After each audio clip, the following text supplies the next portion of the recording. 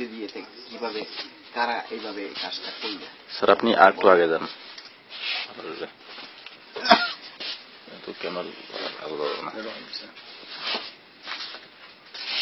বলেন তো।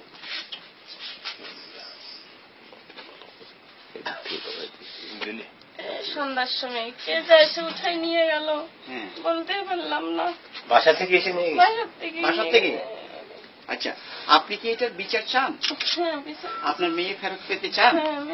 আপনি কি আমাদের কাছে কোনো একটা দরখাস্ত দিবেন মানব অধিকারের সংস্থার কাছে যে আপনার মেয়ে এই উদ্ধারের জন্য আমাদেরকে একটা দরখাস্ত দিতে পারবেন? হ্যাঁ, আপনি লিখিতভাবে একটা দরখাস্ত এখনই রেডি করেন, দিবেন, বলবেন দেখি যে আমার মেয়েটা আপনারা উদ্ধার করে দেন। এটা আপনারা করেন। আর আপনি কি চান? আপনি তো মেয়ের বাবা। মেয়ে তো সবাই চায়, একটা মেয়ে আমার, হ্যাঁ, 3টে ছেলে, সবাই মন চায়। খুবই ভালো মেয়ে। বিশ্বাসই করে না আমার মেয়ে যে এইভাবে যাবে, কেউ বিশ্বাস করে না।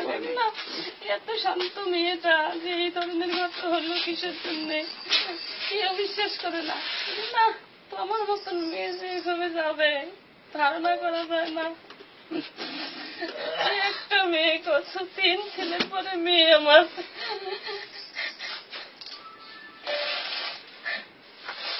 এখন আমরা জোর প্রচেষ্টা চালাচ্ছি, ওসিকেও বলেছি